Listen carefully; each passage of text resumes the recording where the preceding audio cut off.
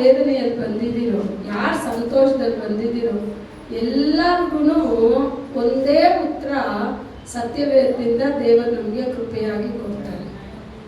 ಕಷ್ಟದಲ್ಲಿ ಇಟ್ಕೊಂಡು ನಾನು ಹೆಂಗಪ್ಪ ನನ್ನ ಜೀವನ ನಡೆಸೋದು ಅಂತ ಹೇಳಿದ್ರೆ ಅದಕ್ಕೂ ಉತ್ತರನ ಎಲ್ಲಿ ಕೊಟ್ಟಿದ್ದಾರೆ ಅಂದರೆ ಸತ್ಯವೇದದಲ್ಲಿ ಕೊಟ್ಟಿದ್ದಾರೆ. ಹೇಗಪ್ಪ ನಾನು ಬಾಳೋದು ಅಂತ ನೆನೆಸಿದ್ರೆ ಅದಕ್ಕೂ ಸತ್ಯವೇದದಲ್ಲಿ ಕೊಟ್ಟಿದ್ದಾರೆ.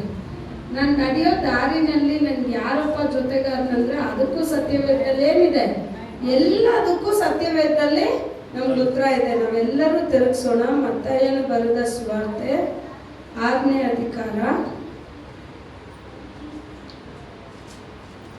ಮೊದಲ 2 ವಚನಗಳನ್ನ ಓದಿ. Matthew chapter 6 1 and 2. ಇಂಗ್ಲಿಷಲ್ಲಿ ತೆಗೆದ್ರು ಓದಿ. ಯಾರು ತೆಗೆದ್ರು? ನೋಡಲಿ ಎಂದು ನಿಮ್ಮ ಧರ್ಮ ಕಾರ್ಯಗಳನ್ನು ಅವರ ಮುಂದೆ ಮಾಡಬಾರದು. ನೋಡಿರಿ, ಹಾಗೆ ಮಾಡಿದರೆ ಪರಲೋಕದಲ್ಲಿರುವ ನಿಮ್ಮ ತಂದೆಯ ಹತ್ತಿರ ನಿಮಗೆ ಫಲ ದೊರೆಯುವುದು. ಆದುದರಿಂದ ನೀನು ಧರ್ಮ ಕೊಡುವಾಗ ನಿನ್ನ ಮುಂದೆ ಕೊಂಬೂದಿಸಬೇಡ. ಜನರಿಂದ ಹೊಗಳಿಸಿಕೊಳ್ಳಬೇಕೆಂದು ಕಪಟಿಗಳು ಸಭಾಮಂದಿರಗಳಲ್ಲಿಯೂ ಬೀದಿಗಳಲ್ಲಿಯೂ ಹಾಗೆ ಮಾಡುತ್ತಾರೆ. ಅವರು ತಮಗೆ ಬರತಕ್ಕ ಫಲವನ್ನು ಹೊಂದಿದ್ದಾಯಿತೆಂದು ನಿಮಗೆ ಸತ್ಯವಾಗಿ ಹೇಳುತ್ತೇನೆ. ಈ ಅಧಿಕಾರನ ನೀವು ಓದೋದಾದ್ರೆ ಮತ್ತೆಯು 6ನೇ ಅಧಿಕಾರ, ಅದಕ್ಕೆ ಮುಂಚೆ 5ನೇ ಅಧಿಕಾರ ಎಲ್ಲ ನೋಡಿದ್ರೆ ಮಲಪ್ರಸಂಗ. ಏನಿದು? ಬೆಟ್ಟದ ಮೇಲೆ ಯೇಸು ಸ್ವಾಮಿ ಕೂತು ತಮ್ಮ ಜನರಿಗೆ, ಇದು ಯಾರೋ ಒಂದು ಮನುಷ್ಯ ಮಾತಾಡಿದ್ದಲ್ಲ, ಇಲ್ಲ ಶಿಷ್ಯರು ಮಾತಾಡಿದ್ದಲ್ಲ.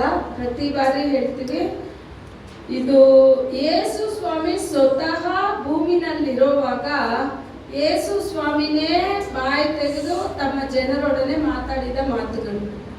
ಆಗ ಮನುಷ್ಯರ ಮಾತುಗಳಲ್ಲ, ಇದು ಯಾರ ನುಡಿಗಳು? ದೇವರ ನುಡಿಗಳು. ದೇವರು ಕೆಲವೊಂದು ಗುಣಗಳನ್ನ ತಮ್ಮ ಮಕ್ಕಳಲ್ಲಿ ಬಯಸ್ತಾರೆ. ಇವಾಗ ನಮ್ಗೆಲ್ಲ ಮದುವೆಯಾಗಿ ಮಕ್ಕಳಿದೆ ಅಂದ್ರೆ ನಮ್ಮ ಮಕ್ಕಳಲ್ಲಿ ಕೆಲವೊಂದು ಗುಣ ಇರಬೇಕು ಅಂತ ಹೇಳಿ ನಾವೇನ್ ಮಾಡ್ತೀವಿ, ಇಷ್ಟಪಡ್ತೀವಿ. ಮಕ್ಕಳಿಂದ ನಮ್ಗೆ ಏನೋ ಒಂದು ಸಂತೋಷ ಬರಬೇಕು ಅಂತ ನಾವು ಇಷ್ಟಪಡ್ತೀವಿ. ಆದ್ರೆ ನಮ್ಮ ಮಕ್ಕಳು ನಮ್ಗೆ ವಿರುದ್ಧವಾಗಿರೋವಾಗ ಅದು ನಮಗೆ ಸಂತೋಷ ಕೊಡೋದಿಲ್ಲ, ಅದು ನಮಗೆ ದುಃಖನ ಉಂಟು ಮಾಡಿಬಿಡುತ್ತೆ. ಆದ್ರೆ ಯೇಸು ಸ್ವಾಮಿ ಹೇಳ್ತಾರೆ, ನನ್ನ ನಾಮ ಧರಿಸಲ್ಪಟ್ಟ ನನ್ನ ಮಕ್ಕಳು ಕೆಲವೊಂದು ಗುಣಗಳನ್ನ ಹೊಂದ್ಕೋಬೇಕು ಅಂತ ಹೇಳಿ ಈ ಅಧಿಕಾರದಲ್ಲಿ ಬರ್ತಿದೆ. ಇದರಲ್ಲಿ ಮೊದಲ 2 ವಚನಗಳು ಏನ್ ಹೇಳ್ತಾ ಇದೆ, ನೀವು ಯಾರಿಗಾದ್ರೂ ಧರ್ಮ ಸಹಾಯ ಮಾಡುವಾಗ, ಧರ್ಮ பண்ணும்போது ಅರ್ಥ ಆಗುತ್ತಲ್ಲ, ನೀವು ಯಾರಿಗಾದ್ರೂ ಧರ್ಮ ಸಹಾಯ ಮಾಡಬೇಕು ಅಂತ ಹೇಳಿದ್ರೆ ಅದು ಎಲ್ಲರೂ ನೋಡೋ ತರ ಮಾಡಬಾರ್ದು. ಕೆಲವೊಬ್ರು ಏನಕ್ಕಾದ್ರೂ ದುಡ್ಡು ಕೊಡೋದಾದ್ರೂ ಕೊಡೋ ದುಡ್ಡನ್ನ 10 ಜನ ನೋಡ್ತಾರ ಅಂತ ನೋಡ್ತಾರೆ. ಕರೆಕ್ಟಾ ಇಲ್ವಾ? ಕೆಲವೊಬ್ರಂಗೆ ಏನೇ ಒಂದು ಮಾಡ್ಬಿಟ್ರು ಹೇಳೋದು ಹೇಳ್ತಾರೆ, ನಾನು ನಿಮಗೆ ಕೊಟ್ಟೆ ಅಂತ ಹೇಳ್ಬೇಡಿ ಅಂತ ಹೇಳಿ ನಮ್ಮ ಹತ್ರ ಹೇಳಿ ಕೊಟ್ಬಿಟ್ಟು ಅದನ್ನ 10 ಜನ ಹತ್ರ ಅವರು ಹೇಳ್ಬಿಟ್ಟಿರ್ತಾರೆ. ಕರೆಕ್ಟಾ? ಹೇಳೋದ್ರಲ್ಲಿ ಯಾವ ಲಾಭನೂ ಇಲ್ಲ. ಇಲ್ಲಿ ಹೇಳ್ತಾ ಇದೆ, ನೀನ್ ಧರ್ಮ ಕೊಡುವಾಗ ನೀನ್ ಏನೇ ಅದನ್ನ ತಿಳ್ಕೊಬಾರ್ದು ಬರೀ ಕಾಣಿಕೆ ಅಂತ. ನೀವ್ ಏನೇ ಒಂದು ಸಹಾಯ ಯಾರಿಗೆ ಮಾಡಿದ್ರು ಅದು ನಿಮಗೂ ಕೊಟ್ಟಿರೋ ವ್ಯಕ್ತಿಗೂ ಪರಲೋಕ ತಂದೆಗೆ ಮಾತ್ರ ಇರ್ಬೇಕು. ಬೇರೆ ಇಲ್ಲಿ ವಚನದಲ್ಲಿ ಚೆನ್ನಾಗಿ ಹೇಳ್ತಾ ಇದ್ದಲ್ಲ, ಕೊಂಬೂದಿಸಬೇಡ. ಕೊಂಬೂದಿಸಬೇಡ ಅಂದ್ರೆ ಎಲ್ಲಾರ್ಗೂ ತಿಳಿಯೋ ತರ ಅದನ್ನೇನ್ ಮಾಡ್ಬೇಡ, ನೀನ್ ಮಾಡ್ಬೇಡ. ಎಲ್ಲಾರ್ಗೂ ತಿಳಿಯೋ ತರ ನೀನ್ ಅದನ್ನ ಕೊಡ್ಬೇಡ. ನೀನೇನೇ ಸಹಾಯ ಮಾಡಿದ್ರು ಅಂತರಂಗದಲ್ಲಿ ನೋಡುವ ನಿನ್ನ ತಂದೆಗೆ ಮಾತ್ರ ಗೊತ್ತಿರೋ ತರ ನೀನೇನ್ ಮಾಡ್ಬೇಕಂತೆ, ಸಹಾಯ ಮಾಡ್ಬೇಕಂತ. ಈ ಅಧಿಕಾರದಲ್ಲಿ ಅನೇಕ ಕಾರ್ಯಗಳು ಅಡಗಿದೆ. ನಾನು ನಿಮ್ಗೆ ಸುಮ್ಮನೆ ಒಂದು ಔಟ್ಲೈನ್ ತರ ಇದ್ರಲ್ಲಿ ಕೊಟ್ಟಿರೋ ಸಾರಾಂಶನ ಮಾತ್ರ ನಾನು ನಿಮ್ಗೆ ಹೇಳ್ತೀನಿ ನನಗೆ ಕೊಟ್ಟಿರೋ ಸಮಯಕ್ಕೆ. ಇದ್ರಲ್ಲಿ ಮೊದಲು 2 ವಚನ 3 ವಚನಗಳವರೆಗೂ ನಾವು ನೋಡಿದ್ವಿ, ನಾವು ಧರ್ಮ ಸಹಾಯನ ಹೆಂಗ್ ಮಾಡ್ಬೇಕು. ಆದ್ರೆ ಕೆಲವೊಂದು ಜನ ಏನ್ ಮಾಡ್ತಾರೆ, ಏನೇ ಒಂದು ಮಾಡಕ್ ಹೋದ್ರು ನಾನು ಮಾಡಿದ್ದು ಎಲ್ಲರೂ ಏನ್ ಮಾಡ್ಬೇಕು, ಹೊಗಳ್ಬೇಕು. ಅವ್ರನ್ನ ನೋಡಿದ ತಕ್ಷಣನೇ, ಓ ನಿಮ್ಮಿಂದಲೇ ನಾನು ಮೇಲ್ ಬಂದೆ. ನಮಗೆ ಯಾರಿಂದ ನಾವು ಮೇಲ್ ಬಂದ್ವಿ ಅಂತ ಹೇಳಿ ಯಾವತ್ತೂ ನಾವು ಮರಿಬಾರ್ದು. ಅದನ್ನ ನಾವು ಮರೆತು ಹೋಗೋ ತರ ಇರಬಾರ್ದು. ಆದ್ರೆ ಅವರನ್ನೇ ಹೊಗಳ್ಬೇಕು ಅನ್ನೋದು ಕರೆಕ್ಟ್ ಅಲ್ಲ. ಒಬ್ರಿಂದ ನಾವು ಮೇಲ್ ಬಂದ್ವಿ ಅಂದ್ರೆ, ಒಬ್ರಿಂದ ನಾನು ಯೇಸು ಸ್ವಾಮಿನ ಅರ್ಥಕೊಂಡೆ ಅಂತ ಹೇಳಿದ್ರೆ ಅವ್ರು ನನಗೆ ಪರಲೋಕಕ್ಕೆ ಹೋಗೋಕ್ ದಾರಿ ಅಷ್ಟೇ. ಅದಕ್ಕೆ ಇವರಿಂದಲೇ ನಾನು ಬಂದೆ ಅಂತ ಹೇಳಕ ಅವ್ರ ಮುಖಾಂತರ ಅವರನ್ನ ಇಟ್ಟು ಯೇಸು ಸ್ವಾಮಿ ನಮ್ಮನ್ನ ಕರ್ತಂದಿರ್ತಾರೆ. ನಮ್ಮ ಕೆಲಸನೂ ಏನಂದ್ರೆ ನಿಮ್ಗೆ ಈ ವಚನದಲ್ಲಿರೋ ವ್ಯಕ್ತಿ ಎಂಥವ್ರು ಅಂತ ನಾವು ನಿಮಗೆ ತೋರ್ಪಡಿಸ್ಬೇಕು. ನಮ್ಮನ್ನ ತೋರ್ಪಡಿಸ್ಬಾರ್ದು. ನಾವು ಆರಾಧನೆ ಮಾಡೋ ಯೇಸು ಸ್ವಾಮಿ ಎಂಥವ್ರು, ಅವರಿಂದ ಏನಾಗುತ್ತೆ, ಅವರಿಂದ ಏನ್ ಮಾಡಕ್ ಸಾಧ್ಯ. ಯಾಕಂದ್ರೆ ವಚನ ಹೇಳ್ತಾ ಇದೆ, ನನ್ನಿಂದ ಆಗದೇ ಇರೋ ಕಾರ್ಯ ಒಂದುಂಟು ಅಂತ ಕೇಳ್ತಾರೆ. ಏನ್ ಕೇಳ್ತಾರೆ? ನನ್ನಿಂದ ಎನ್ನಾಲ ಕೂಡಾದ ಕಾರ್ಯ ಒಂದುಂಟು. ಹಂಗಂದ್ರೆ ನನ್ನಿಂದ ಆಗದೆ ಇರೋ ಕಾರ್ಯ ಒಂದುಂಟು ಅಂತ ಹೇಳಿ ಒಂದು ವ್ಯಕ್ತಿ ಪ್ರಶ್ನೆ ಆಗ್ತಾರೆ ಅಂತ ಹೇಳಿದ್ರೆ ನಮ್ಗೆ ಅದರಲ್ಲೇ ಉತ್ತರ ಅಡಗಿದೆ. ನನ್ನಿಂದ ಎಲ್ಲಾನು ಮಾಡೋಕೆ ಸಾಧ್ಯ. ಅದಕ್ಕೆ ಅವ್ರು ಕೇಳ್ತಾರೆ, ನನ್ನಿಂದ ಆಗದೆ ಇರೋದು ಏನಾದ್ರೂ ಇದೆಯಾ? ನನ್ನಿಂದ ಎಲ್ಲ ಸಾಧ್ಯ. ನಿನ್ನಿಂದ ಆಗೋದಿಲ್ಲ, ನಿನ್ ಕಣ್ಣೀರಿಂದ ಆಗೋದಿಲ್ಲ, ನಿನ್ ಪ್ರಯಾಸದಿಂದ ಆಗೋದಿಲ್ಲ, ನಿನ್ನ ಹೋರಾಟದಿಂದ ಆಗೋದಿಲ್ಲ. ಆದ್ರೆ ನನ್ನ ಸಮ್ಮುಖದಲ್ಲಿ ನೀನ್ ಕೂತು ನಿಮ್ಮಿಂದ ಮಾತ್ರ ಸಾಧ್ಯ ಸ್ವಾಮಿ ಅಂತ ನೀವು ಹೇಳುವಾಗ ಖಂಡಿತ ದೇವನಿಂದ ಎಲ್ಲಾ ಕಾರ್ಯಗಳು ಸಾಧ್ಯ. ಯಾವುದು ಮನುಷ್ಯ ಆಗೋದಿಲ್ಲ ಅಂತ ಹೇಳ್ತಾನೋ ಅದನ್ನ ದೇವರು ಮಾಡಿ ಮುಗಿಸುವ ದೇವರಾಗಿದ್ದಾರೆ. ಅಂತ ಸರ್ವಶಕ್ತ ದೇವರು. ಅವ್ರು ಹೇಳ್ತಾ ಇದ್ದಾರೆ ಇಲ್ಲಿ, ನೀವೊಬ್ರು ಧರ್ಮ ಸಹಾಯ ಮಾಡುವಾಗ, ನೀವು ಯಾರಿಗಾದ್ರೂ ಏನಾದ್ರೂ ಮಾಡುವಾಗ ಅದನ್ನೆಲ್ಲರಿಗೂ ತಿಳಿಯೋ ತರ ಮಾಡಬೇಡಿ. ಅದನ್ನ ನಿಮ್ಮ ಅಂತರಂಗದಲ್ಲಿ ಮಾಡಿ. ಯಾಕಂದ್ರೆ ವಚನ ಹೇಳುತ್ತೆ, ಈ ಕೈನಲ್ಲಿ ಕೊಡೋದು ಯಾವ ಕೈ ಗೊತ್ತಾಗ್ಬಾರ್ದಂತೆ. ಈ ಕೈನಲ್ಲಿ ಮಾಡೋದು ಈ ಕೈಗೆ ಗೊತ್ತಾಗ್ಬಾರ್ದು. ಅಂದ್ರೆ ಈ ಕೈನಲ್ಲಿ ಏನಿದೆ ಅಂತ ನನ್ನ ಕಣ್ಣು ಒಂದ್ ಕಣ್ಣಲ್ಲಿ ಮಾತ್ರ ನೋಡೋಕ್ಕಾಗತ್ತಾ? ಒಂದ್ ಕಣ್ಣಲ್ಲಿ ನೋಡಿದ್ರು ಎರಡು ಕಣ್ಣಿಗೂ ಅದೇನಾಗುತ್ತೆ? ಒಂದ್ ಕಣ್ಣು ಮುಚ್ಕೊಂಡು ನೋಡಿ ಎಲ್ಲ ಗೊತ್ತಾಗುತ್ತೆ ತಾನೆ. ಎರಡು ಕಣ್ಣು ತೆಗೆದ್ರು ಗೊತ್ತಾಗುತ್ತೆ. ಅವಾಗ ಒಂದು ಕಣ್ಣು ಈ ಕೈಯಲ್ಲಿ ಏನಿದೆ ಅಂತ ನೋಡಿದ್ರೆ ಈ ಕೈಗೆ ಅದು ಗೊತ್ತಾಗುತ್ತೆ. ಆದ್ರೆ ದೇವರು ಹೇಳೋದೇನು ಅಂದ್ರೆ, ನೀವು ಮಾಡೋ ಸಹಾಯ ಹೆಂಗಿರ್ಬೇಕು ಅಂತ ಹೇಳಿದ್ರೆ, ನೀವು ಮಾಡೋ ಸಹಾಯ ಒಂದು ಮನುಷ್ಯನಿಗೂ ಗೊತ್ತಾಗಬಾರ್ದು. ನೀವು ಮಾಡೋ ಸಹಾಯ ಪರಲೋಕ ತಂದೆಗೆ ಮಾತ್ರ ಗೊತ್ತಾಗ್ಬೇಕು. ನೀವು ಸಹಾಯ ಮಾಡೋಕೆ ಸ್ಟಾರ್ಟ್ ಮಾಡಿದ್ರೆ ಅದನ್ನ ಎಲ್ಲಾರ್ಗು ತೋರ್ಪಡಿಸಿ ಮಾಡಿದ್ರೆ ಅದು ಅಲ್ಲಿಗೆ ಸ್ಟಾಪ್ ಆಗುತ್ತೆ. ಅಲ್ಲಿಗೆ ನಿಮ್ ಫಲ ಅಲ್ಲಿಗೆ ಸ್ಟಾಪ್. ಇಲ್ಲಿ ಹೇಳ್ಬಿಟ್ರಲ್ಲ, ನೀನ್ ಆ ತರ ಮಾಡೋದಿದ್ರೆ ಈ ಭೂಮಿನಲ್ಲಿ ನಿನ್ ಫಲ ಅಲ್ಲಿಗೆ ಸ್ಟಾಪ್. ಪರಲೋಕದಲ್ಲಿ ಅದು ಸಿಗಲ್ಲ. ನನ್ನ ಫಲ ಇಲ್ಲಲ್ಲ, ಪರಲೋಕದಲ್ಲಿ ನನಗೆ ಬೇಕು ಅಂತ ಹೇಳಿದ್ರೆ ನಾನು ಮಾಡೋದು ಯಾರಿಗೂ ಗೊತ್ತಾಗಬಾರ್ದು. ನನ್ನ ಕಾರ್ಯಗಳೆಲ್ಲ ಯಾರಿಗೆ ಮಾತ್ರ ಗೊತ್ತಾಗಿರ್ಬೇಕಂದ್ರೆ ಪರಲೋಕ ತಂದೆಗೆ ಮಾತ್ರ ಗೊತ್ತಾಗಿರ್ಬೇಕು. ಅವಾಗ ಮೊದಲ 3-4 ವಚನಗಳಲ್ಲಿ ದೇವರು ಹೇಳ್ತಾ ಇದ್ದಾರೆ, ನಿಮ್ ಧರ್ಮ ಹೆಂಗಿರ್ಬೇಕು ಅಂತ. ನಮ್ಗೆ ಗೊತ್ತು ತಾನೆ, ಹೊಸ ಒಡಂಬಡಿಕೆನ ನಾವು ನೋಡಿದ್ವಿ. ಒಂದು ದೇವಾಲಯದಲ್ಲಿ ಎಲ್ಲರೂ ಕಾಣಿಕೆ ಹಾಕ್ತಾ ಇದ್ದಾರೆ.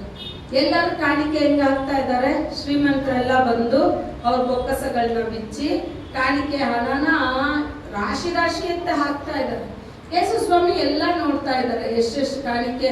ನಾವು ತಿಳ್ಕೊಂಡಿರೋ ಹಂಗೆ ಅವ್ರು ಎಷ್ಟು ಹಾಕ್ತಾರೆ ಅಂತ ದೇವ್ರಿಗೆ ಗೊತ್ತಿಲ್ಲ ಅಂತ ತಿಳ್ಕೊಬಾರ್ದು. ಒಂದು ಮನುಷ್ಯ ಏನ್ ಹಾಕ್ತಾನೆ, ಎಷ್ಟು ಹಾಕ್ತಾನೆ, ಯಾವ ಅಳತೆನಲ್ಲಿ ಹಾಕ್ತಾನೆ, ಯಾವ ಮೈಂಡ್ ಸೆಟ್ ಅಲ್ಲಿ ಹಾಕ್ತಾನೆ, ಯಾವ ಅಳತೆನಲ್ಲಿ ಅವ್ನು ಕೊಡ್ತಾನೆ ಅಂತ ಹೇಳಿ ಪ್ರತಿಯೊಂದನ್ನ ಯಾರು ಅರ್ತಿದ್ದಾರೆ ಅಂದ್ರೆ ಯೇಸು ಸ್ವಾಮಿ ಅರ್ತಿದ್ದಾರೆ. ಈಗ ಅದೇ ಆಲಯದಲ್ಲಿ ಒಂದು ವಿಧವೆ ಬರ್ತಾರೆ. ಒಂದು ವಿಧವೆ ಬಂದು ಎಷ್ಟು ದುಡ್ಡು ಹಾಕಿದ್ರು? 2. ಅಷ್ಟು ದುಡ್ಡು ಹಾಕ್ದವ್ರನ್ನ ಯೇಸು ಸ್ವಾಮಿ ಮಾತಾಡಿಲ್ಲ.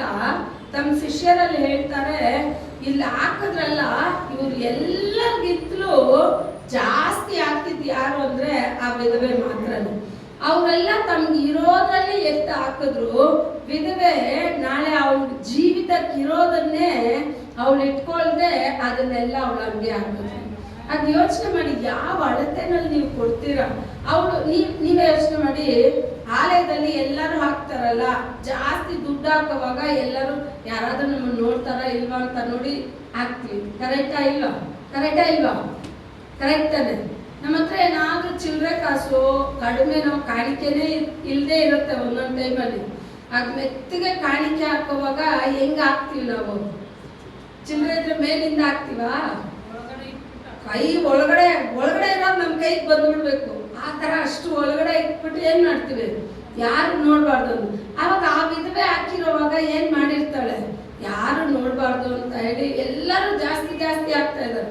ಇವಾಗ ಎಲ್ಲೋ ನೀವು ಕ್ಯೂ ನಿಂತಿದ್ದೀರಾ, ಅಲ್ಲೇನೋ ಕಾಣಿಕೆ ಕೊಡ್ಬೇಕು ಅಂತ ಹೇಳಿ ಎಲ್ಲರೂ ಬಂದ್ಬಿಟ್ಟು 10,000, 20,000, ಈ ಕಡೆಯಿಂದ 30,000, ಈ ಕಡೆಯಿಂದ 40,000 ಅಂತ ಬರೀತಾ ಇದ್ದಾರೆ ಅಂತ ಇಟ್ಕೊಳ್ಳಿ. ಮೈಕಲ್ಲಿ ಹೇಳ್ತಾರೆ. ನೀವಲ್ಲಿ ಹೋಗಿ 101 ರೂಪಾಯಿ ಎತ್ಕೊಂಡು ಹೋಗಿ ನಿಂತ್ಕೊಂಡ್ರೆ ನೀವಲ್ಲಿ ನಿಂತ್ಕೊಂತೀರಾ? ಎಲ್ಲಾರು ಹೋಗೋವರೆಗೂ ಕಾಯ್ತೀವಿ. ಅಪ್ಪ ಮೈಕೆಲ್ಲ ಹೇಳ್ಬೇಡ, ಆಫ್ ಮಾಡ್ಬಿಡು, ನೀನು ಹಂಗೆ ಇದನ್ನ. ಯಾಕೆಂದ್ರೆ ನಾನು ಏನ್ ಮಾಡ್ತಾ ಇದ್ದೀನಿ, ಕಡಿಮೆ ಆಗ್ತಾ ಇದೆ.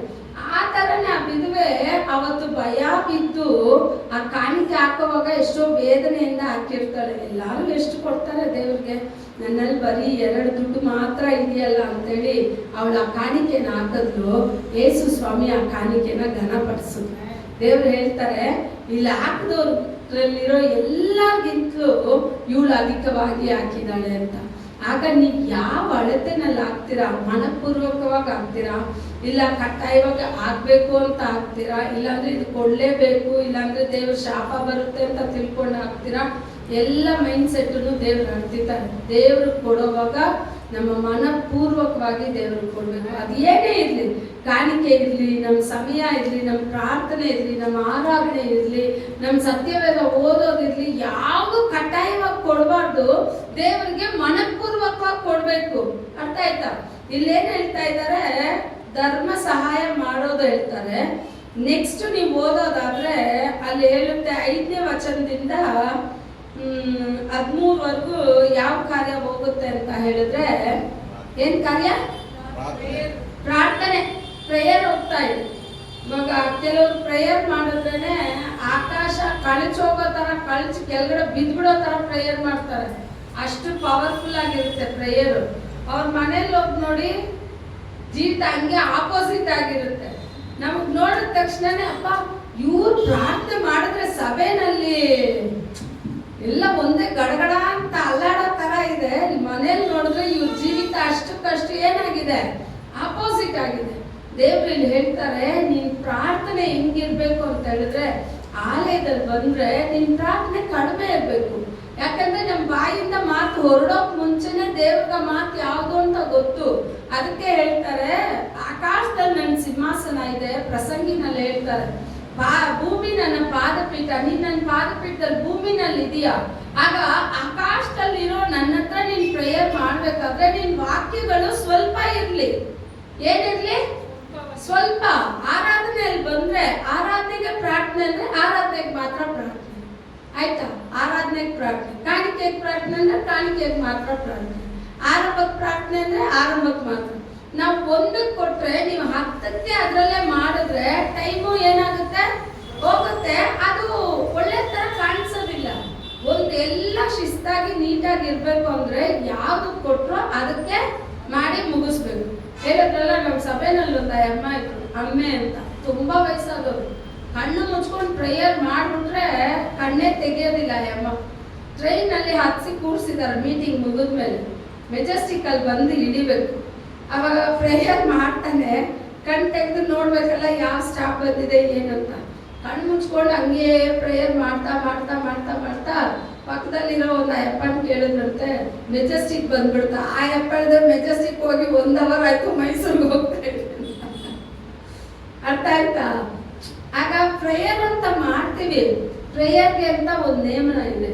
ಒಂದು 10 ಜನ ನಾವು ಕೂಡ್ತೀವಿ ಅಂದ್ರೆ 10 ಜನನು 5-5 ನಿಮಿಷ ಮಾಡಿದ್ರೆ ಕರೆಕ್ಟಾಗಿ 1 ಅವರ್ ಆಗುತ್ತೆ. 10 ಜನ ಮಾಡ್ಬೇಕಾಗಿರೋ ಜಾಗದಲ್ಲಿ ಅರ್ಧ ಅವರ್ ಒಬ್ಬರೇ ಮಾಡಿ ಮುಗಿಸ್ತಾರೆ. ಮಿಕ್ಕಿದಿರೋ 9 ಜನ ಯಾವಾಗ ಮಾಡ್ಬೇಕು? ಅದನ್ನೇನಾದ್ರೂ ಹೇಳ್ಬಿಟ್ರೆ ಏನಂತಾರೆ, ನನ್ ಪ್ರೇಯರ್ ಮಾಡೋದು ನಿಮ್ಗೆ ಇಷ್ಟ ಇಲ್ಲ, ನನ್ ಪ್ರೇಯರ್ ಮಾಡೋದು ನೀವು ಕೊರತೆ ಹೇಳ್ತೀರ. ಕೊರತೆ ಹೇಳೋದಲ್ಲ. 10 ಜನ ಒಂದು ಆನ್ಲೈನ್ ಪ್ರೇಯರ್ ನಡೆಯುತ್ತೆ ಅಂದ್ರೆ 10 ಜನ ಇದೆ, 10 ಜನ 5-5 ನಿಮಿಷ ಚೆನ್ನಾಗಿ ಸೂಪರ್ ಆಗಿ ಅನೇಕ ಕಾರ್ಯಕ್ಕೆ ನಾವು ಪ್ರೇಯರ್ ಮಾಡ್ಬೋದು.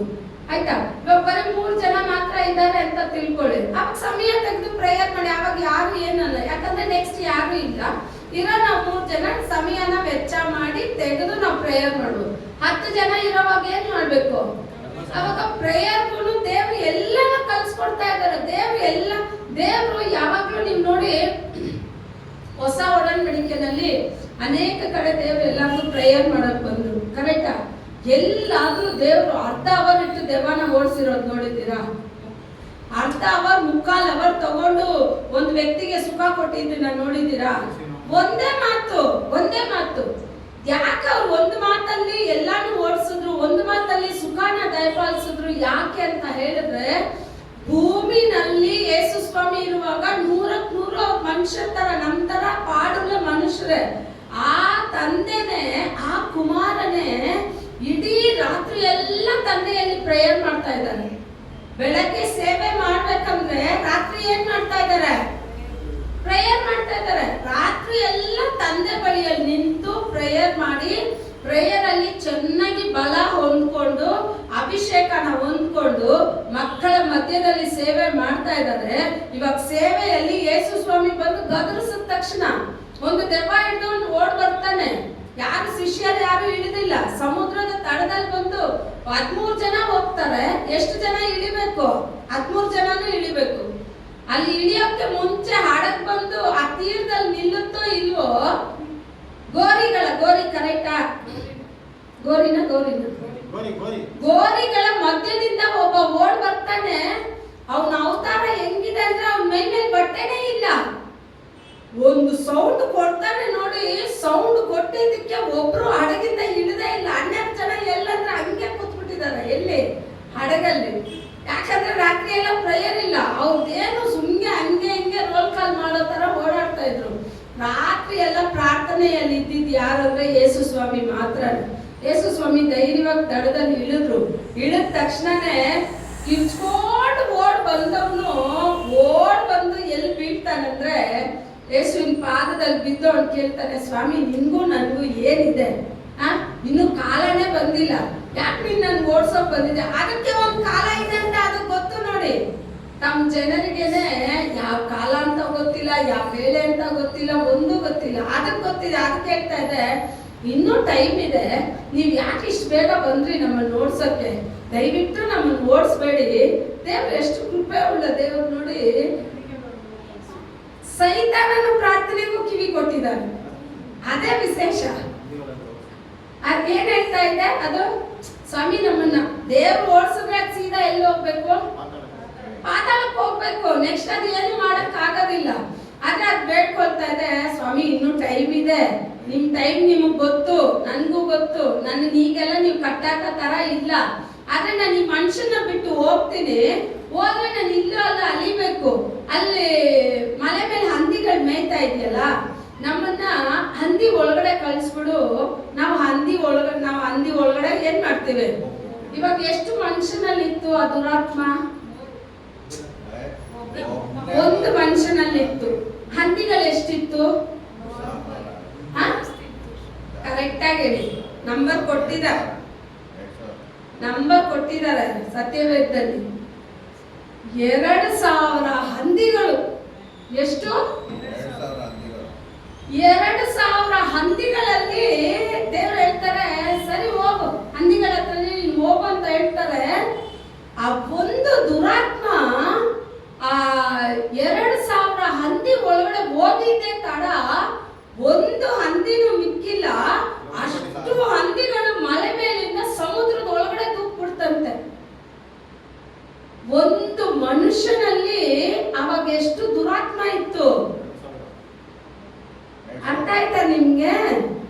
ಒಂದು ಮನುಷ್ಯನಲ್ಲಿ 2000 ದುರಾತ್ಮಗಳು ತುಂಬಿದೆ. ಒಂದು ಕ್ಷಣ, ಆ ಒಂದು ನಿಮಿಷ ಈ ಮನುಷ್ಯನನ್ನ ಬಿಟ್ಟು ಹಂದಿ ಒಳಗಡೆ ಹೋಗಿದ್ದು 2000 ಹಂದಿಗಳು ಆ ದೆವ್ವದ ಮುಂದೆ ನಿಂತ್ಕೊಳ್ಳಕ್ ಆಗದೆ ಅಷ್ಟು ನೀರಿಗೆ ಬಿದ್ದು ಸತ್ತೋಯ್ತು. ಆದ್ರೆ ಒಂದು ಮನುಷ್ಯನಲ್ಲಿ ಆ ಪಿಚಾಚಿಗಳು ವಾಸ ಮಾಡಿ ಆ ಮನುಷ್ಯನನ್ನ ಎಷ್ಟು ಹಿಂಸೆ ಪಡಿಸಿರ್ಬೋದು ಯೋಚನೆ ಮಾಡಿದ್ದೀರಾ ಯಾವತ್ತಾದ್ರೂ? ವಚನ ಹೇಳ್ತಾ ಇದೆ, ಲೂಕ 18ನೇ ಅಧಿಕಾರದಲ್ಲಿದೆ. ಮನೇಲಿ ಹೋಗಿ ಓದ್ ನೋಡಿ. ಲೂಕನಲ್ಲಿದೆ, ಮಾರ್ಕ್ನಲ್ಲಿದೆ, ಮತ್ತೈನಲ್ಲಿದೆ. ಎಲ್ಲದರಲ್ಲೂ ಒಂದೊಂದು ಕಥೆ. ಆದ್ರೆ ಎಲ್ಲದಕ್ಕಿಂತ ಹೆಚ್ಚಾಗಿ ತುಂಬಾ ಸೂಪರ್ ಆಗಿ ಯಾರು ಬರ್ದಿರೋದಂದ್ರೆ ಲೂಕಾ ಸುವಾರ್ತೆನಲ್ಲಿ ಬರ್ದಿದೆ ಆ ಕಾರ್ಯಗಳನ್ನ.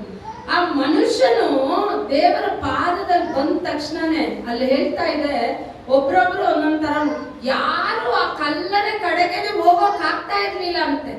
ಆನೆನ ಯಾವ್ದ್ರಲ್ಲಿ ಕಟ್ಟಾಕ್ತಾರೆ? ಅದ್ ಹೆಂಗಿರುತ್ತೆ? ಚಿಕ್ಕದಾಗ ಸಣ್ಣಕ್ ನೀವು ಕತ್ತಲ್ಲಿ ಹಾಕೋ ತರ ಇರುತ್ತಾ? ಎಷ್ಟು ದೊಡ್ಡದಿರುತ್ತೆ, ಒಂದೊಂದು ಲಿಂಕ್ ಹೆಂಗಿರುತ್ತೆ ಅದ್ರದ್ದು.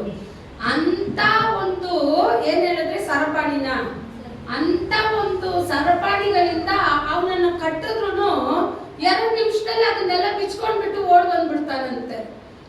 ಮನೆ ಎಲ್ಲಿ ವಾಸ ಆಗಿದ್ದಂದ್ರೆ ಗೋರಿಗಳ ಮಧ್ಯದಲ್ಲೇ. ಆ ಕಡೆ ಒಬ್ರು ಹೋಗೋಕ್ ಆಗ್ತಾ ಇರ್ಲಿಲ್ಲ. ಎಷ್ಟು ಜೋರಾಗಿ ಅವ್ನ್ ಕಿರ್ಚ್ಕೊಂತಾನಂದ್ರೆ ಅವನ್ ಶಬ್ದ ಊರ್ ಒಳಗಡೆ ಕೇಳಿಸುತ್ತಂತೆ. ಆ ದಾರಿನಲ್ಲಿ ಒಬ್ರು ಹೋಗೋಕ್ ಭಯ. ಆ ದಾರಿನಲ್ಲಿ ನೋಡ್ಕೊಂಡೇ ಬರ್ತಾ ಇದಾರೆ ಅಂತ ಇಟ್ಕೊಳ್ಳಿ.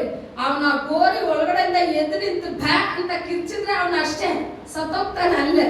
ಅಂತ ಒಂದು ಭಯಂಕರವಾದ ವ್ಯಕ್ತಿ. ಈ ಒಂದು ವ್ಯಕ್ತಿ ಯಾರಿಗೆ ಲಾಭ? ಜನಗಳು ಯಾರು ಅವನ ಬಗ್ಗೆ ಚಿಂತನೆ ಪಟ್ಟಿಲ್ಲ. ಜನಗಳು ಯಾರು ಅವನ ಬಗ್ಗೆ ಅವ್ರ ಕುಟುಂಬದವರೇ ಅವನ್ನ ನೆನೆಸ್ಕೊಳ್ಳಿಲ್ಲ. ಆದ್ರೆ ಪರಲೋಕ ತಂದೆ ನೆನೆಸಿದ್ರು. ಈ ಒಂದು ಮನುಷ್ಯನಿಗಾಗಿ ಈ ದಡದಿಂದ ಆ ದಡಕ್ಕೆ ದೇವರು ಹೋಗ್ತಾ ಇದ್ದಾರೆ. ಯಾಕೆ ಅಂತ ಹೇಳಿದ್ರೆ ಅವನನ್ನ ಓಡ್ಸಕ್ಕೆ. ಯಾವ್ದಕ್ಕಾಗಿ ಇದನ್ನ ಹೇಳ್ತಾ ಇದೀವಿ ಅಂದ್ರೆ ಪ್ರಾರ್ಥನೆ ಎಷ್ಟು ಮುಖ್ಯ, ನೀವು ಪ್ರೇಯರ್ ಮಾಡೋದು ಎಷ್ಟು ಮುಖ್ಯ ಅನ್ನೋದನ್ನ ಇದ್ರಲ್ಲಿ ನೀವು ಕಲ್ತ್ಕೊಳ್ಳಿ. ಯೇಸು ಸ್ವಾಮಿ ರಾತ್ರಿ ಎಲ್ಲ ಪ್ರೇಯರ್ ಮಾಡಿದ್ರು. ರಾತ್ರಿ ತಂದೆ ಹತ್ರ ಹೇಳಿರ್ತಾರೆ, ತಂದೆ ನಾಳೆ ಆ ಮನುಷ್ಯನನ್ನ ಸಂಧಿಸೋಕ್ ನಾನು ಹೋಗ್ತೀನಿ. ಆ ಮನುಷ್ಯನಲ್ಲಿ ಅಷ್ಟು ದುರಾತ್ಮಗಳಿದೆ. ಆದ್ರೆ ನನಗ್ ಗೊತ್ತು, ನೀವು ನನ್ನ ಜೊತೆ ಬರೋದಾದ್ರೆ ಅದನ್ನ ನಾನು ಎದುರಿಸ್ತೀನಿ. ನಿನ್ನ ನಾಮದಲ್ಲಿ ನಾನು ಅದನ್ನ ಓಡಿಸ್ತೀನಿ. ಇವಾಗ ತಂದೆನು ಕುಮಾರನು ಭೂಮಿನಲ್ಲಿ ಯಾರ ನಾಮನ ಯೂಸ್ ಮಾಡ್ಬೇಕು? ತಂದೆ ನಾಮನೇ ಯೂಸ್ ಮಾಡು. ಅವ್ರು ಇವಾಗ ಆ ನಾಮದಲ್ಲಿ ಓಡಿಸ್ಬೇಕು ಅಂದ್ರೆ ಆ ಸಮ್ಮುಖದಲ್ಲಿ ಅವ್ರು ಕೂತ್ಕೋಬೇಕು. ಆ ಸಮ್ಮುಖದಲ್ಲಿ ಬಲ ಹೊಂದ್ಕೋಬೇಕು. ಯೇಸು ಸ್ವಾಮಿ ಯಾಕೆ ಇದನ್ನು ತೋರಿಸ್ತಾ ಇದ್ದಾರೆ? ಏನೇ ಒಂದು ಕಾರ್ಯ ಈ ಭೂಮಿನಲ್ಲಿ ನೀವು ಮಾಡ್ಬೇಕಂದ್ರೆ ನಿಮ್ಮ ಪ್ರಾರ್ಥನೆ ತುಂಬಾ ಮುಖ್ಯ. ನೀವು ಪ್ರಾರ್ಥನೆ ಮಾಡಿ ಕಠಿಣವಾದ ಕಾರ್ಯಗಳನ್ನ ನೀವು ಯೇಸು ಸ್ವಾಮಿ ನಾಮದಲ್ಲಿ ಕಟ್ಟೋದಾದ್ರೆ ಖಂಡಿತ ಯೇಸು ಸ್ವಾಮಿ ಪರಲೋಕದಲ್ಲಿ ಅದನ್ನ ಕಟ್ತಾರೆ. ದೇವ್ರು ವಾಗ್ದಾನ ಮಾಡಿದ್ದಾರೆ. ಕುಡಿತದಲ್ಲಿರೋ ನಿಮ್ ಗಂಡನ, ಕೇಳ್ದೆ ಇರೋ ಮಕ್ಕಳ ಜೀವಿತನ, ಕೇಳ್ದೆ ಇರೋ ಗಂಡನ ಜೀವಿತನ, ಕೇಳ್ದೆ ಇರೋ ಹೆಂಡತಿ ಜೀವಿತನ ನೀವು ಈ ಭೂಮಿನಲ್ಲಿ ಏನೆಲ್ಲ ಕಟ್ತಿರೋ ದೇವ್ರು ವಾಗ್ದಾನ ಮಾಡಿದ್ದಾರೆ. ಅದನ್ನ ನಾನು ಪರಲೋಕದಲ್ಲಿ ಕಟ್ತೀನಿ ಅಂತ ಹೇಳಿ. ಈಗ ಯಾಕೆ ದೇವ್ರು ಹೇಳ್ಬೇಕು ನೀವು ಇಲ್ಲಿ ಪ್ರಾರ್ಥನೆ ಮಾಡಿ ಕಟ್ಟಿದ್ರೆ ನಾನು ಪರಲೋಕದಲ್ಲಿ ಕಟ್ತೀನಿ ಅಂತ ಯಾಕೆ ಹೇಳ್ಬೇಕು ದೇವ್ರು? ಇಲ್ಲಿ ಕಟ್ಟಿದ್ರೆ ಇಲ್ಲೇ ತಾನೇ ಕಟ್ತೀನಿ ಅಂತ ಹೇಳ್ಬೇಕು. ನೀವು ಈ ಭೂಮಿನಲ್ಲಿ ಏನೇನು ಕಟ್ತೀರೋ ಅದನ್ನ ನಾನು ಎಲ್ಲಿ ಕಟ್ತೀನಿ? ಪರಲೋಕದ. ಯಾಕೆ ಪರಲೋಕದಲ್ಲಿ ಕಟ್ತೀನಿ ಅಂತ ಹೇಳ್ಬೇಕು?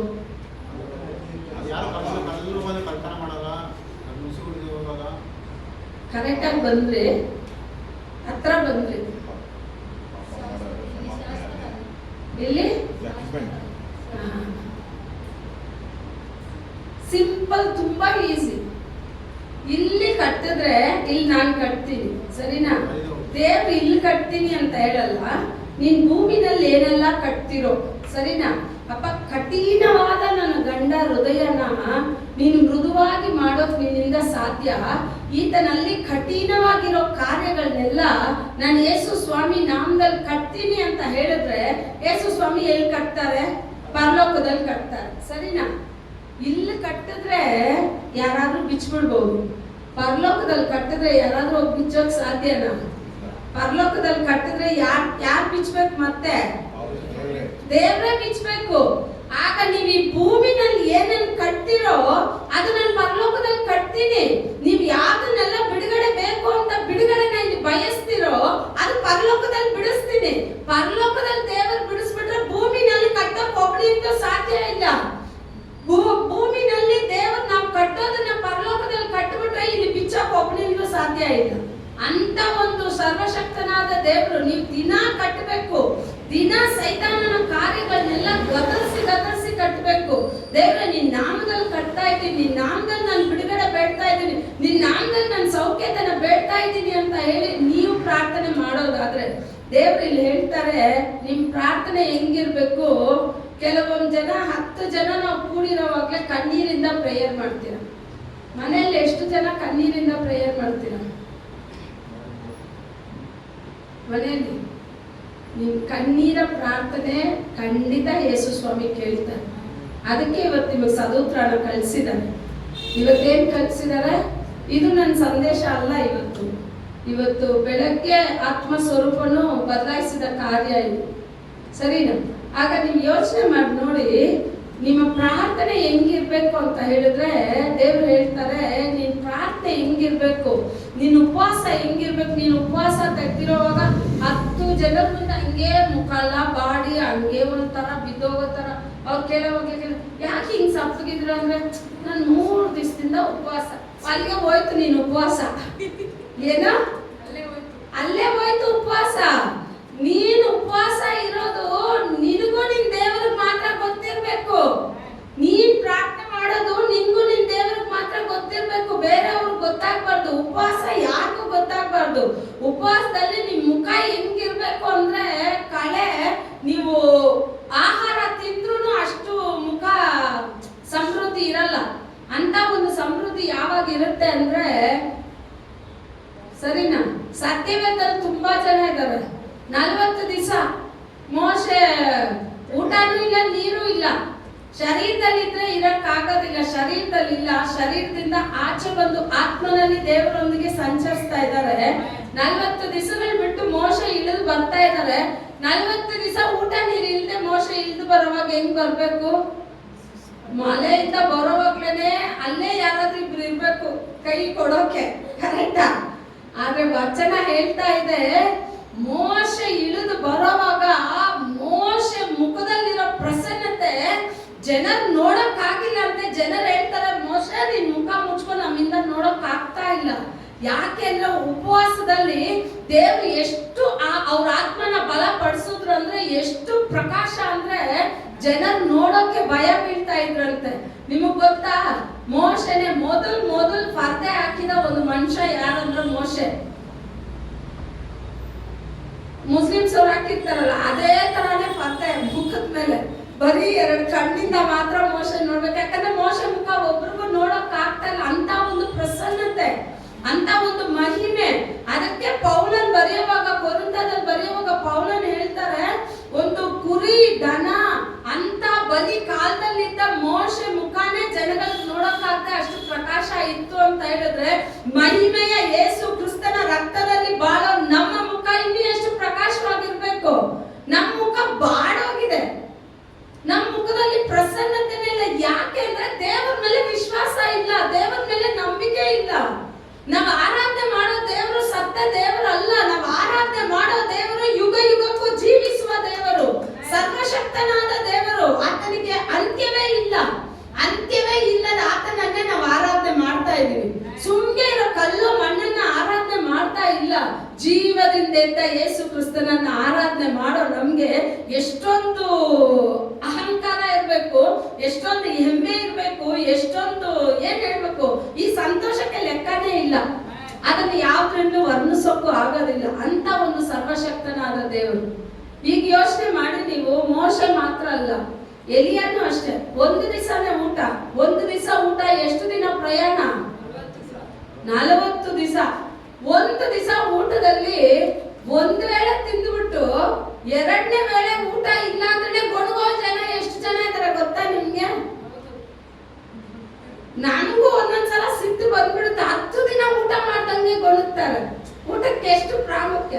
1 ದಿನದಲ್ಲಿ 1 ಸಲ ತಿಂದ್ರು 2ನೇ ಹೊತ್ತು ಊಟಕ್ಕೇನೆ ಏನಿರಲ್ಲ, ತಾಳ್ಮೆ ಇರಲ್ಲ, ಕರೆಕ್ಟಾ? ಆದ್ರೆ ಇಲ್ಲ, ಅವ್ನು 1 ಹೊತ್ತು ಊಟ ತಿಂದು 40 ದಿವಸ ಪ್ರಯಾಣ. ಎಂತ ಒಂದು ಮಹಿಮೆ, ದೇವರ ಪ್ರಸನ್ನತೆ. ಅದೇ ಪ್ರಸನ್ನತೆ ಇವತ್ತು ನಮ್ಮ ಮಧ್ಯದಲ್ಲಿ ಆಳ್ವಿಕೆ ಮಾಡ್ತಾ ಇದೆ. ಆ ಸಮ್ಮುಖನ ನೀವು ಬಯಸಿ, ಆ ಸಮ್ಮುಖನ ಇಷ್ಟಪಡಿ. ದೇವರು ಅಂತ ಬಲವುಳ್ಳ ಒಂದು ಪ್ರವಾದಿಗಳನ್ನೇ ಕೊನೆಗಾಲದಲ್ಲಿ ಎಬ್ಬರಿಸೋಕೆ ಇಷ್ಟಪಡ್ತಾ ಇದ್ದಾರೆ. ಅಂತ ಒಂದು ದೇವರ ಮಕ್ಕಳನ್ನ, ನಿಮ್ಮ ಕರಗಳನ್ನ ದೇವರು ಉಪಯೋಗ ಮಾಡ್ತಾರೆ. ನೀವು ಯಾರಿಗಾದ್ರೂ ಕರ ಚಾಚೋಕ್ ಮುಂಚೆನೆ ನೀವು ತಿಳ್ಕೊಳ್ಳಿ, ಚಾಚೋದು ನಿಮ್ ಕರ ಅಲ್ಲ, ದೇವರ ಕರ ನನ್ ಕರದ ಜೊತೆ ಬರ್ತಾ ಇದೆ. ಒಬ್ಬ ಎಂತ ಅಷ್ಟು ಉನ್ನತ ದೇವರ ಕರ ನನ್ ಕರದಲ್ಲಿ ಇಡ್ತಾ ಇದ್ದಾರೆ.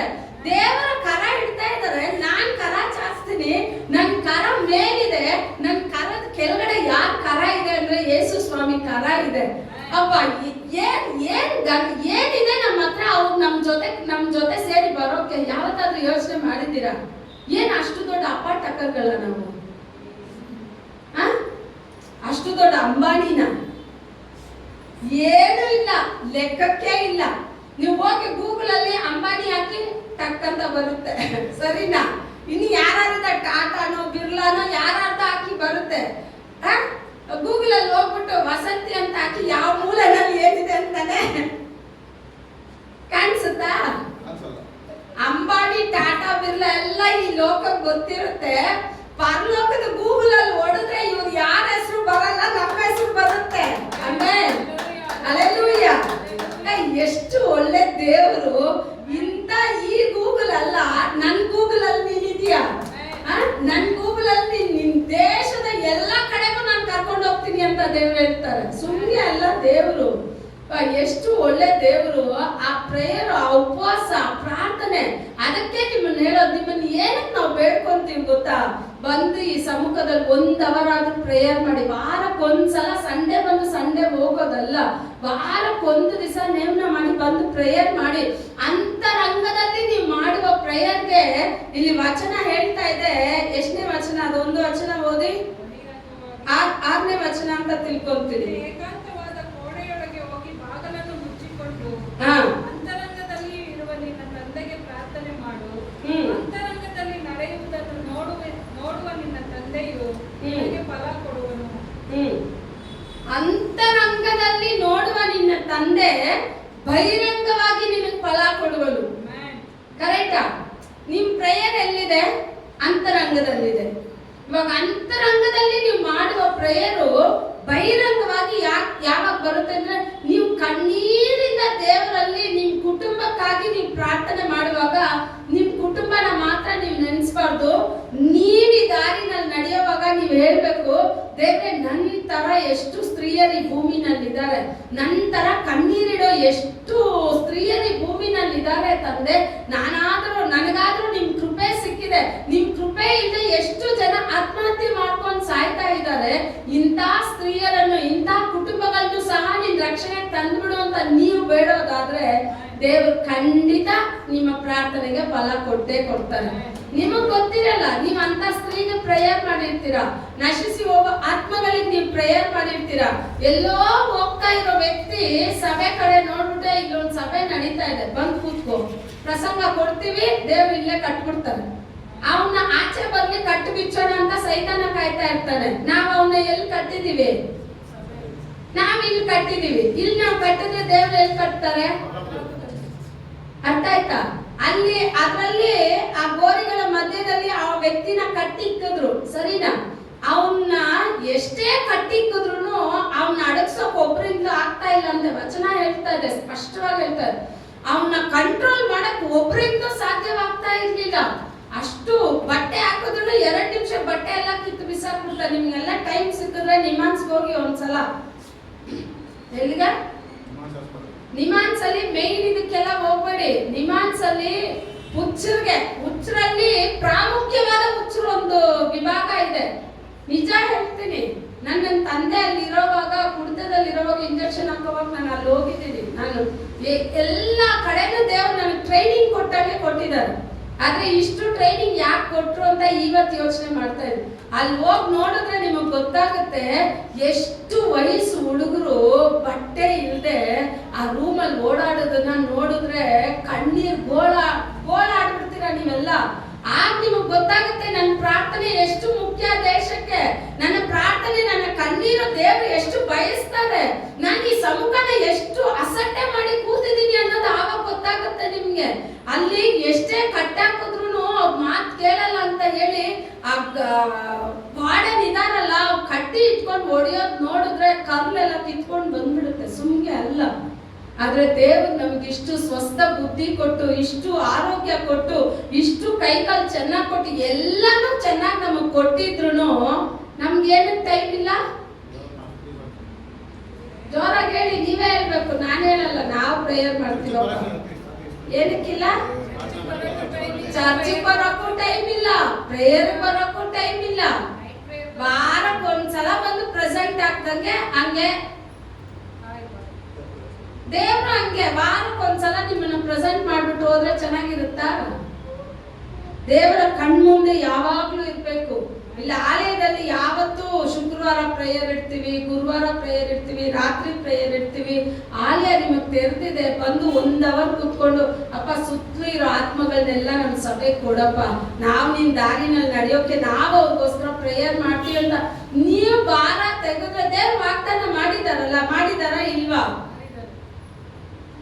ಹೆಂಗ್ ಹೇಳೋದು ಕನ್ನಡದಲ್ಲಿ? ಅರುವಡೆ ಮಿಗುದಿ ಅಟ್ಕಳೋ ಕುರೈವು, ಅಟ್ಕಳ ಯಜಮಾನನ ಅನುಪುಂಬಡಿ ಯಜಮಾನனை நோக்கி வேண்டிக் கொள்ளுங்கள் ಅಂತಾರೆ. ಅರುವಡೆ ಮಿಗುದಿ ಆಟ್ಗಳು ಕೊರೆಯುವು. ಹೇಳಿ ಬೇಗ. ಬೆಲೆಯು ಏರಾಳ ಏರಾಳ, ಯಜಮಾನನನ್ನು ಬೇಡ್ತಾ ಇದ್ದಾರೆ, ಯಾರ ಕೆಲಸಗಾರರು ಕಡಿಮೆ, ಬೆಳೆ ಜಾಸ್ತಿ ಇದೆಯಂತೆ. ಭೂಮಿನಲ್ಲಿ ಬೆಳೆ ಇದೆ. ದೇವ್ರು ಹೇಳ್ತಾ ಇದ್ದಾರೆ, ಮನುಷ್ಯ ಹೇಳೋದಲ್ಲ, ಮನುಷ್ಯ ಹೇಳೋ ಮಾತನ್ನ ನಂಬೇಡಿ, ನಾವ್ ಹೇಳೋ ಮಾತನ್ನ ನಂಬೇಡಿ. ಯೇಸು ಸ್ವಾಮಿನೇ ಮತ್ತಾಯ 9ನೇ ಅಧಿಕಾರದಲ್ಲಿ ಇದೆ, ಎತ್ತು ಹೋದ್ ನೋಡಿ, ಆ ಕಾರ್ಯ ಅಲ್ಲ.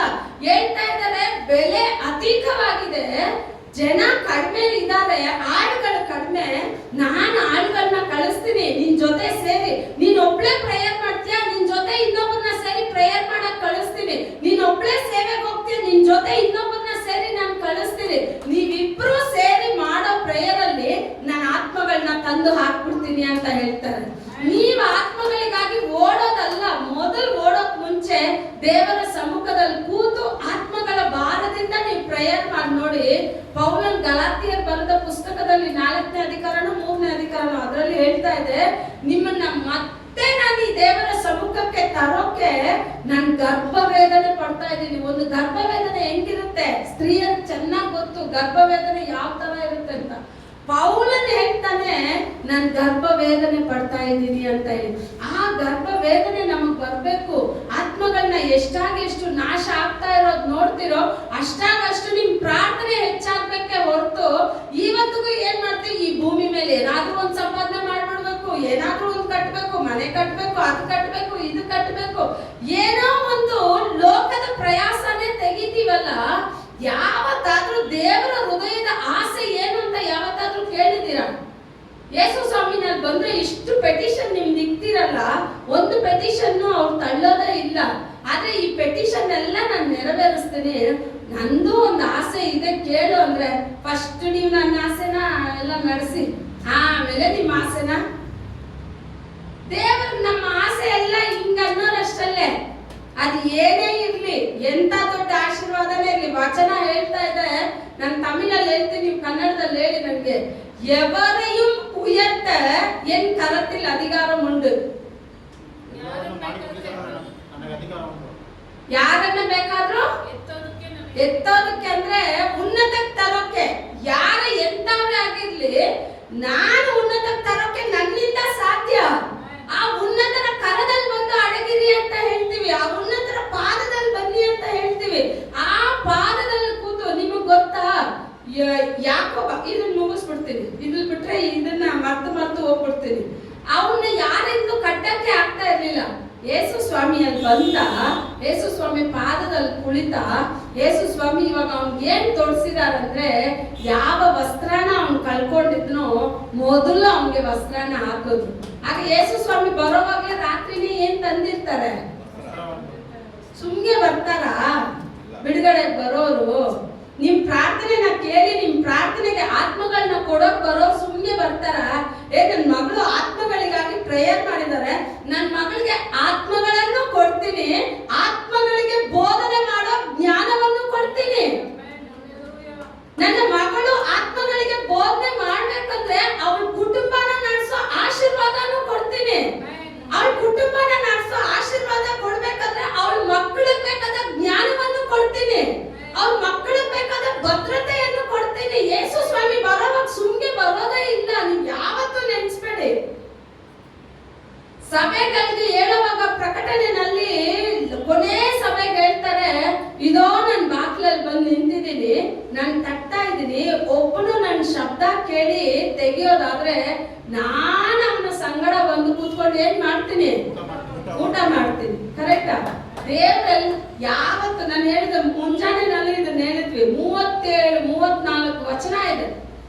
ಒಂದು ವಚನ ಒಂದು ವಾರ ಮಾತಾಡಿದ್ರು ಹತ್ರ ಈ ಒಂದು ಅಧಿಕಾರನಿಟ್ಟು 2 ವರ್ಷ ಮಾತಾಡ್ಬೋದು, 3 ವರ್ಷ ಮಾತಾಡೋದು ಹೆಚ್ಚೇ ಅಲ್ಲ. ಯಾಕಂದ್ರೆ ಇದು ಸಮುದ್ರದ ಆಳ. ಜನಗಳೆಲ್ಲ ಬಂದು ನೋಡ್ತಾರೆ, ಯಾವನ ಬಟ್ಟೆ ಹಾಕಕ್ಕಾಗಿಲ್ವೋ, ಯಾವನ್ನ ಕಟ್ಟಿಕ್ಕಿದ್ರು ತಡೆ ಮಾಡಕ್ ಆಗಿಲ್ವೋ ಅಂತ ವ್ಯಕ್ತಿ ಇವಾಗ ಎಲ್ಲಿ ಕೂತಿದಾನಂದ್ರೆ ಬಟ್ಟೆ ಧರಿಸಿದವನಾಗಿ ಯೇಸು ಸ್ವಾಮಿ ಪಾದದಲ್ಲಿ ಕೂತಿದ್ದಾನೆ. ಜನಗಳಿಗೆಲ್ಲ ಆಶ್ಚರ್ಯ. ಯೇಸು ಸ್ವಾಮಿ ನೋಡಿ ಎಷ್ಟು ಜನ ಪ್ರೇಯರ್ ಕೇಳಿದ್ರು.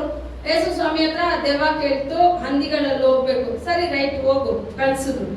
ಆ ಊರಿನ ಜನ ಎಲ್ಲ ಬರ್ತಾರೆ, ಸ್ವಾಮಿ ನಮ್ಮ ಪಟ್ಟಣದ ಒಳಗಡೆನೆ ಬರಬೇಡಿ. ಸರಿ, ಬರೋದಿಲ್ಲ. ನಮ್ಮ ಪ್ರಾಂತದ ಒಳಗಡೆನೆ ಬರಬೇಡಿ. ನೀವು ಯಾವ ತರ ಬಂದ್ರೋ ಅದೇ ತರ ನೀವೇನ್ ಮಾಡ್ಬಿಡಿ, ಹೋಗ್ಬಿಡಿ. ಇವಾಗ ಇವ್ರು ಬೇಡದವ್ರೆಲ್ಲ ಕರೆಕ್ಟ್ ಆಗಿ ಬೇಡದ್ರಾ? ನೀವೇ ಹೇಳಿ, ಅರ್ಥ ಆಯ್ತಾ? ನಾನು ಹೇಳೋದು ಅರ್ಥ ಆಯ್ತಾ? ಬೇಡದವ್ರೆಲ್ಲ ಕರೆಕ್ಟ್ ಆಗಿ ಬೇಡದ್ರಾ? ಅವ್ರೇನ್ ಹೇಳ್ತಾರೆ, ನಮ್ಮ ಪಟ್ಟಣದ ಒಳಗಡೆನೆ ನೀವು ಬರಬೇಡಿ, ಹೋಗ್ಬಿಡಿ ಅಂತ.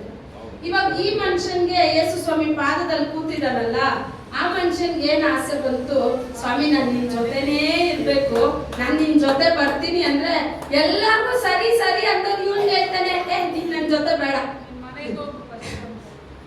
ಏನ್ ಹೇಳ್ತಾರೆ? ಯಾಕೆ ಮನೆಗೆ ಹೋಗ್ಬೇಕು? ಅಷ್ಟು ವರ್ಷದಿಂದ ಮನೆಗೆ ಹೋಗಿಲ್ಲ. ಸರಿ, ಅವ್ರು ಒಂದು ಪಾಯಿಂಟ್ ಹೇಳಿದ್ರು, 2 ಪಾಯಿಂಟ್ ಅವರೇ ಹೇಳಿದ್ರು. ಅವನು ಮನೆಗೆ ಹೋಗಿಲ್ಲ, ಮನೆಗೆ ಹೋಗ್ಬೇಕು, ಬಿಡುಗಡೆ ಸುವಾರ್ತೆನ ಹೇಳ್ಬೇಕು. ಯಾಕೆ ಮನೆಗೆ ಹೋಗೋಕೆ ಹೇಳಿದ್ರಂದ್ರೆ, ಇಷ್ಟು ದಿನ ನಿನ್ನ ಅವತಾರನ ಎಲ್ಲರೂ ನೋಡಿದ್ದಾರೆ, ಸರಿನಾ? ಈಗ ನಾನು ನಿನಗೆ ಬಿಡುಗಡೆ ಕೊಟ್ಬಿಟ್ಟೆ.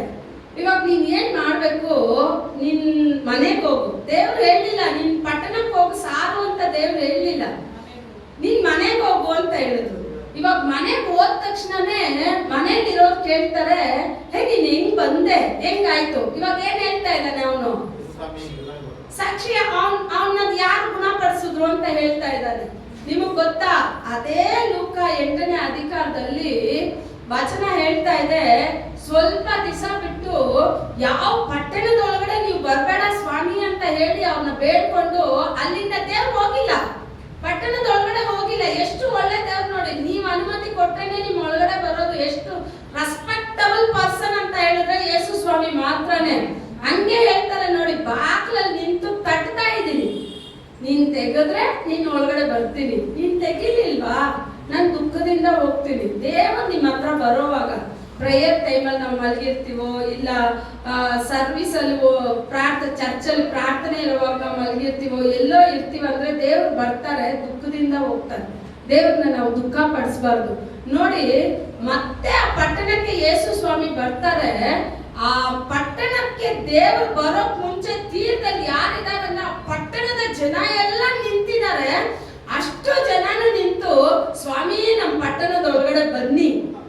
ಈಗ ಆ ಒಂದು ವ್ಯಕ್ತಿ, ಇದರಲ್ಲಿ ಒಂದು ಅರ್ಥ ಅಲ್ಲ, ಸಾವಿರಾರು ಅರ್ಥಗಳಿದೆ. ಯೇಸು ಸ್ವಾಮಿ ಎಲ್ಲ ಬಂದು ಮಾಡಿ ಮುಗಿಸಿ ಹೋಗಿದ್ದಾರೆ, ಸರಿನಾ? ಅವನನ್ನ ಪಟ್ಟಣದಲ್ಲಿ ಬಿಟ್ಬಿಟ್ಟು ಹೋದ್ರು, ಮತ್ತೆ ಬಂದ್ರು. ಆ ಪಟ್ಟಣ ಪೂರ್ತಿ ಯೇಸು ಸ್ವಾಮಿನ ಅರ್ಥಕೊಂಡ್ ಬಿಡ್ತು, ಪಟ್ಟಣದವ್ರು ಕರ್ಕೊಂಡ್ರು. ನಮಗೂ ಎಲ್ಲಾನು ಹೇಳ್ಕೊಟ್ಟಿ, ಎಲ್ಲಾನು ಕಲ್ಸ್ಕೊಟ್ಟಿ, ಪರಲೋಕ ತಂದೆ ಪರಲೋಕಕ್ಕೆ ಹೋಗಿದ್ದಾರೆ. ಆತನ 2ನೇ ಬರೋಣ ಬರ್ತಾ ಇದೆ. ಆ ಬರೋಕ್ ಮುಂಚೆ ಇಡೀ ಜಗತ್ತಲ್ಲಿ ಎಲ್ಲಾ ಮೂಲೆಗಳಲ್ಲಿ ಸುವಾರ್ತೆ ಸಾರಲ್ಪಟ್ಟಿರ್ಬೇಕು, ಸುವಾರ್ತೆ ಹೋಗಿರ್ಬೇಕು. ಆ ಕೆಲಸ ಯಾರು ಮಾಡ್ಬೇಕು ಅಂದ್ರೆ ನೀವು ನಾನೇ ಮಾಡ್ಬೇಕು. ನೀವು ಆತ್ಮಗಳಿಗಾಗಿ ದೇವರಲ್ಲಿ ಕೇಳಿ, ಹೋಗ್ಬೇಡಿ. ನೀವು ಕಣ್ಣೀರ್ ಬಿಟ್ಟು ಅನೇಕರಿಗಾಗಿ ಪ್ರಾರ್ಥನೆ ಮಾಡೋದಾದ್ರೆ, ಅಂತರಂಗದಲ್ಲಿ ನೋಡೋ ನಿಮ್ ತಂದೆ ನಿಮ್ ಪ್ರೇಯರ್ನ ಕೇಳಿ ಅವರು ಬಹಿರಂಗವಾಗಿ ನಿಮ್ಗೆ ಉತ್ತರ ಕೊಡ್ತಾರೆ. ಇಲ್ಲಿ ಇನ್ನೂ ಜಾಸ್ತಿ ಅಡಗಿದೆ. ಇವಾಗ ಬರೀ 2 ನಾನು ಹೇಳ್ಕೊಟ್ಟಿದ್ದು, 2 ಕಾರ್ಯನೇ ಹೇಳ್ಕೊಟ್ಟಿದ್ದು. ಒಂದು, ನಮ್ ಧರ್ಮ, ದಾನ ಧರ್ಮ ಹೆಂಗಿರ್ಬೇಕು. 2ನೇದು, ನಮ್ ಪ್ರಾರ್ಥನೆ ಹೆಂಗಿರ್ಬೇಕು. ನನ್ನ ಪ್ರಾರ್ಥನೆ ಯಾವಾಗ್ಲೂ ದೇವರಿಗೆ ಮೆಚ್ಚುಗೆ ಆಗಿರ್ಬೇಕು. ಯೇಸು ಸ್ವಾಮಿನೇ ಭೂಮಿಯಲ್ಲಿ ಬಂದಾಗ ಪ್ರಾರ್ಥನೆ ಅವಶ್ಯಕತೆ ಅಂತ ಹೇಳಿ ನಮಗ್ ತೋರಿಸ್ಕೊಟ್ಟಿದಾರಂದ್ರೆ, ರಾತ್ರಿ ಎಲ್ಲ ಯೇಸು ಸ್ವಾಮಿ ತಂದೆ ಬಳಿಯಲ್ಲಿ ಕೂತ್ಕೊಂಡು ಪ್ರೇಯರ್ ಮಾಡ್ಬಿಟ್ಟು, ನಾಳೆ ಆ ಪಟ್ಟಣಕ್ಕೆ ಹೋಗೋಕ್ ಮುಂಚೆ ಯೇಸು ಸ್ವಾಮಿ ಹೇಳಿರ್ತಾರೆ, ಅವನಲ್ಲಿ ದುರಾತ್ಮ ಇದೆ, ನಾನು ಒಂದು ವ್ಯಕ್ತಿ ಅಂತ ಯೇಸು ಸ್ವಾಮಿ ಹೋಗ್ತಾ ಇದ್ರ? ಸರ್ವಶಕ್ತನಾದ ದೇವರು ಒಂದು ವ್ಯಕ್ತಿನ, ಒಂದ್ ವೇಳೆ ಹಡಗಲ್ಲಿ ಹೋಗೋವಾಗ್ಲೇನೆ ಇವ್ರಿಗೆ ಹೇಳ್ಬಿಟ್ಟಿದ್ರೆ ಶಿಷ್ಯರೆಲ್ಲ ಏನ್ ಹೇಳ್ತಾರೆ, ಸ್ವಾಮಿ ಅವನನ್ನ ಹೋಗಿ ಸನ್ಸೋಕ್ ಅಷ್ಟು ದೂರ ಹೋಗ್ಬೇಕಾ, ನಾವ್ ಹೇಳ್ ಕಳ್ಸೋಣ ಬಿಡಿ, ಅವನ್ ಬರ್ಲಿ ಇಲ್ಲಿಗೆ ಅಂತ ಹೇಳಿರ್ತಾರ ಇಲ್ವಾ? ಆದ್ರೆ ಒಂದು ಮನುಷ್ಯನಿಗೆ ಯೇಸು ಸ್ವಾಮಿ ಕೊಡುವ ಗೌರವ ಎಷ್ಟು ದೊಡ್ಡದು. ಒಂದು ವ್ಯಕ್ತಿ ಸಾಧಾರಣ ಅಂತ ತಿಳ್ಕೊಬೇಡಿ. ನೀವು, ನಾನು ಹೇಳದ್ನಲ್ಲ, ಈ ಲೋಕದ ಗೂಗಲ್ ಅಲ್ಲಿ ನಮ್ಮ ಹೆಸರು ಇಲ್ಲದೆ ಇರ್ಬೋದು, ಪರಲೋಕದ ಗೂಗಲ್ ಹೊಡೆದ್ರೆ ಬರೀ ನಮ್ಮ ಹೆಸರೇ ಇರುತ್ತೆ, ಲಿಸ್ಟ್ ಬೈ ಲಿಸ್ಟ್. ಪರಲೋಕನೇ ಸಂತೋಷ ಪಡುತ್ತೆ. ನನ್ನ ಮಗನ ಹೆಸರು ಎಲ್ಲಿದೆ, ನನ್ನ ಮಗಳ ಹೆಸರು ಎಲ್ಲಿದೆ, ಪರಲೋಕದಲ್ಲಿದೆ. ಅದಕ್ಕೆ ದೇವರು ಹೇಳ್ತಾರೆ, ಈ ಅಧಿಕಾರ ಮುಂದಿನ ವಾರ ಬರೋವಾಗ ನೀವೆಲ್ಲ ಓದ್ಕೊಂಡು ಬನ್ನಿ. ಏನೇನ್ ಕಾರ್ಯ ಇದೆ ಅಂತ ನೋಡಿ. ಅದಕ್ಕೆ ಅವ್ರು ಹೇಳ್ತಾರೆ, ನಿಮ್ ಬೊಕ್ಕಸ ಇಲ್ಲಿರ್ಬಾರ್ದು, ನಿಮ್ ಬೊಕ್ಕಸ ಪರಲೋಕದಲ್ಲಿ ಇರ್ಬೇಕು. ಅವಾಗಲೇ ಅದು ಯಾರು ನಿಮ್ಮಿಂದ ಕಿತ್ಕೊಳ್ಳೋಕೆ ಆಗೋದಿಲ್ಲ. ಅಂತ ಒಂದು ಉನ್ನತ ದೇವರಲ್ಲಿ ಹೋಗಿ ಕೇಳಿದ್ರು, ನಾನು ನಾಳೆ ಅಲ್ಲಿ ಹೋಗ್ತೀನಿ, ಅವ್ನಿಗೆ ಬಿಡುಗಡೆ ಕೊಡ್ಬೇಕು ಅಂತ ಹೇಳಿ ಬಲ ದೇವರ ಸಮ್ಮುಖದಲ್ಲಿ ಹೊಂದ್ಕೊಂಡು ಬಂದ್ರು.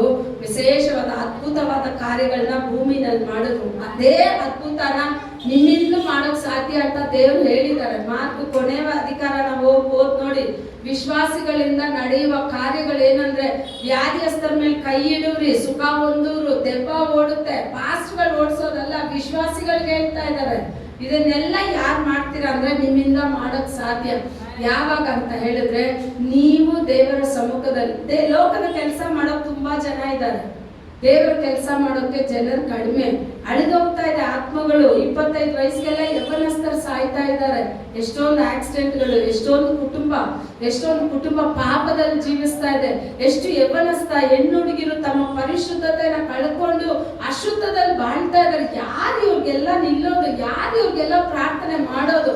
ಅದಕ್ಕೆ ನಿಮ್ಮನ್ನ ನನ್ನನ್ನ ದೇವರು ಆಯ್ಕೆ ಮಾಡಿದ್ದಾರೆ. ನೀವು ಪ್ರಾರ್ಥನೆ ಮಾಡಿ, ನೀವು ಅವ್ರ ಬಿಡುಗಡೆ ಕೊಡಿ, ನಾನ್ ಬಿಡುಗಡೆ ಕೊಡ್ತೀನಿ. ನೀವು ಕಟ್ಟೋದಾದ್ರೆ ನಾನು ಕಟ್ತೀನಿ, ನೀವು ಬಿಚ್ಚೋದಾದ್ರೆ ನಾನು ಬಿಚ್ಚುತ್ತೀನಿ. ಎಲ್ಲ ಕಾರ್ಯಗಳನ್ನ ನಾನು ಮಾಡೋಕೆ ಶಕ್ತನು.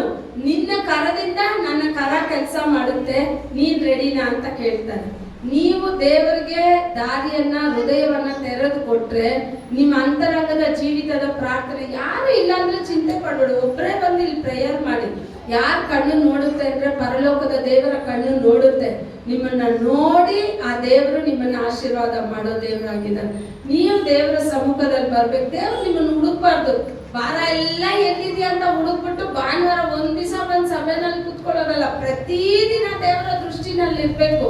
ನೀವಿದ್ದು ನೋಡಿ, ದೇವರು ನಿಮ್ಮ ಕಾರ್ಯಗಳನ್ನೆಲ್ಲ ಬದಲಾಯಿಸಿ, ನಿಮ್ಮ ಕಣ್ಣೀರ್ನೆಲ್ಲ ಒರೆಸಿ, ನಿಮ್ಮ ಸಮಸ್ಯೆಗಳನ್ನ ಒರೆಸಿ, ಎಲ್ಲನ ಅನೇಕರಿಗೆ ಆಶೀರ್ವಾದ ಉಳ್ಳ ಮಕ್ಕಳಾಗಿ ನಿಮ್ಮನ್ನ ಬದಲಾಯಿಸ್ಬಿಡ್ತಾರೆ. ಈ ತರ ಸುಮ್ನೆ ಇರೋದಿಲ್ಲ, ಸಭೆ ತುಂಬಿರುತ್ತೆ ಸಭೆ. ನೀವೆಲ್ಲ ಪ್ರೇಯರ್ ಮಾಡೋದಾದ್ರೆ, ಯಾಕಂದ್ರೆ ವಚನ ಹೇಳುತ್ತೆ, ಒಬ್ಬ 1000 ಜನ ನೋಡಿಸ್ತಾನೆ, ಇಬ್ರು ಸೇರಿದ್ರೆ 10,000 ಜನ. ಅವಾಗ ಒಬ್ರು ಪ್ರೇಯರ್ ಮಾಡಿದ್ರೆ 1000 ಜನನ ಬಿಡುಗಡೆ. 1000 ಜನಗಳ ಬಿಡುಗಡೆನ ಒಂದು ಮನುಷ್ಯ ಮಾಡ್ತಾನಂದ್ರೆ, ಇಬ್ರು ಸೇರಿ ನೀವು ಮಾಡಿದ್ರೆ ಒಂದು ದಿವಸಕ್ಕೆ ಇಬ್ರು ಸೇರಿ 1 ಅವರ್ ಪ್ರೇಯರ್ ಮಾಡಿದ್ರೆ 10,000 ಜನನ ಬಿಡುಗಡೆನಲ್ಲಿ ತರ್ತೀರಾ. ಒಂದು ದಿವಸಕ್ಕೆ 10,000 ಜನ ಬಿಡುಗಡೆ ಹೊಂದ್ಕೊಂಡ್ರೆ ಯಾವ ಮೂಲೆನಲ್ಲಾದ್ರೂ ಇರ್ಲಿ, ಅವ್ರ ಬಿಡುಗಡೆ ಹೊಂದ್ಕೊಂತಾರೆ. ಎಲ್ಲೆಲ್ಲ ಸಭೆ ಇದೆಯೋ ಅಲ್ಲೆಲ್ಲ ಸಭೆಗಳಿಗೆ ದೇವರ ಆತ್ಮ ಸ್ವರೂಪನ ಆತ್ಮಗಳನ್ನ ಕಳಿಸ್ತಾನೆ ಇರ್ತಾರೆ. ನೀವು ಪ್ರೇಯರ್ ಮಾಡೋದಾದ್ರೆ, ಪ್ರೇಯರ್ ಜೀವಿತ ತುಂಬಾ ಮುಖ್ಯ. ದೇವರನ್ನ ಆರಾಧನೆ ಮಾಡೋದು ತುಂಬಾ ಮುಖ್ಯ. ದೇವರಲ್ಲಿ ದಾನ ಧರ್ಮ ಮಾಡೋದು ತುಂಬಾ ಮುಖ್ಯ. ದೇವರಲ್ಲಿ ಇರೋಣ, ದೇವರ ಹೃದಯವನ್ನ ಸಂತೋಷ ಪಡಿಸೋಣ, ದೇವರಿಗೆ ಮೆಚ್ಚುಗೆಯಾದ ಕಾರ್ಯಗಳನ್ನ ಮಾಡೋಣ. ದೇವರು ತಾನೇ ನಿಮ್ಮನ್ನ ಅಧಿಕವಾಗಿ ಆಶೀರ್ವದಿಸಿ. ಆಮೇಲೆ